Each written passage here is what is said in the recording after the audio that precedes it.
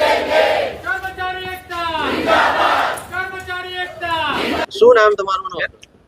મનદીપ બ્રહ્મભટ્ટ, મહામંત્રી, ખેડા જિલ્લા આરોગ્ય કર્મચારી મહામંડળ અને સ્ટેટ પ્રતિનિધિ, ગુજરાત રાજ્ય।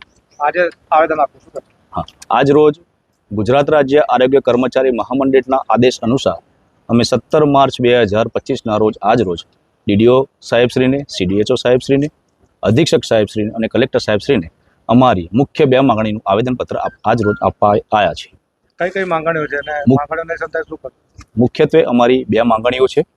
પહેલી માંગણી, અમારો ઉચ્ચતર પગાર ધોરણ જે 2800 જે અમને ટેકનિકલ સંવર્ગ ગણી અને ટેકનિકલ સંવર્ગમાં અમને સમાવેશ કરવામાં આવે અને અમને જે મળતો 2800 જે ગ્રેડ પે છે એ આપવામાં આવે।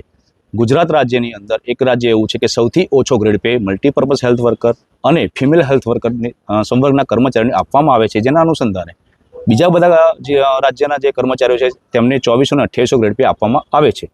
બીજું અમારી જે માંગણી છે, જે ખાતાકીય પરીક્ષા જે પંચાયત દ્વારા અમને નિમણૂક જીઆર થયો છે એ જે જીઆર પાછો લે અને અમે ખાતાકીય એક્ઝામમાંથી મુક્તિ આપે, એ અમારી મુખ્યત્વે 2 માંગણીઓ છે। આજે શું કાર્યક્રમ કરવામાં? આજ રોજ અમે ફક્ત ને ફક્ત આવેદન આપવા આવ્યા છે અને હવે પછીના અમારા જે કાર્યક્રમો છે એ રાજ્ય કક્ષાના આદેશ અનુસાર અમે 20 માર્ચથી અમે આગામી ગાંધીનગર ખાતે ગાંધી ચિંતન માર્ગે અમે આંદોલન કરવા જઈ રહ્યા છીએ। તમે આજથી અચોક્કસ મુદ્દતની હડતાલ પર ઉતર્યા છો, કેવી કેવી સેવાઓને અસર પડશે, લોકોને શું મુશ્કેલ?